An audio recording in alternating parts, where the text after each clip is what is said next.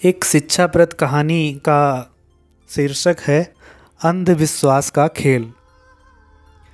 मैंने सुना है एक आदमी मरा। उसकी आदत थी कि भोजन के बाद रोज उठकर अपने दांत साफ करता था लकड़ी के एक टुकड़े से। उसके बच्चे छोटे छोटे थे। बाप मर गया, माँ पहले ही मर गई थी। बच्चों को कुछ और ज़्यादा याद ना था, लेकिन एक बात बराबर उन्हें याद थी कि आले में चौके के बाहर ही लकड़ी का एक टुकड़ा रखा रहता था और पिता रोज़ भोजन के बाद उस टुकड़े के साथ कुछ करता था।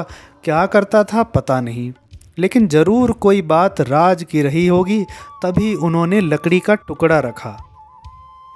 अब जब बाप की याद में रखना है तो साधारण लकड़ी का टुकड़ा क्या रखना, उन्होंने चंदन की लकड़ी का टुकड़ा रखा। और जब रख ही रहे हैं तो छोटा मोटा क्या रखना, उन्होंने चंदन की बड़ी लकड़ी का टुकड़ा रखा, खूब नक्काशी करवा कर। अब उसका कोई भी संबंध ना रहा दांत के साफ करने से। उससे दांत साफ हो भी नहीं सकते, दांत से कुछ लेना देना भी ना रहा। फिर बच्चे बड़े हुए, उन्होंने नया मकान बनवाया, धन कमाया।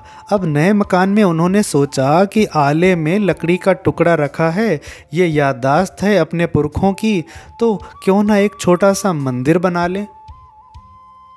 बात जची सभी को, और अब धन भी पास में था तो उन्होंने संगमरमर का एक छोटा सा मंदिर ही बना लिया।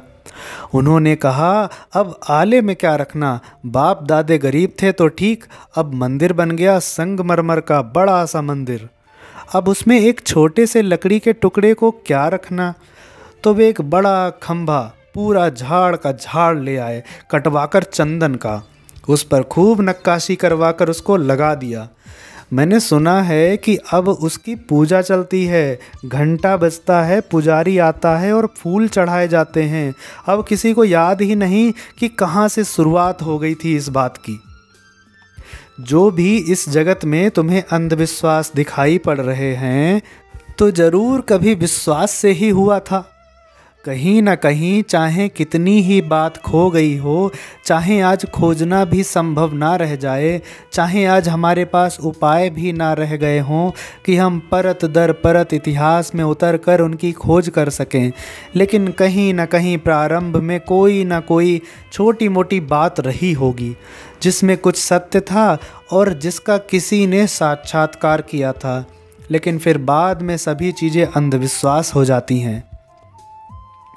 मंदिर मस्जिद में लोग इकट्ठे हो जाते हैं, उनके प्रयोजन और ही हैं। परमात्मा उनका प्रयोजन नहीं है।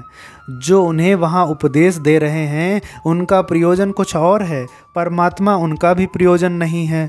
धर्मों के पीछे राजनीति चलती है, गहन राजनीति चलती है। धर्मों के समूह राजनीति के अड्डे हैं। मगर अंधविश्वास आदमी को चाहिए, क्योंकि सभी लोग इतने हिम्मतवर नहीं हैं, साहसी नहीं हैं।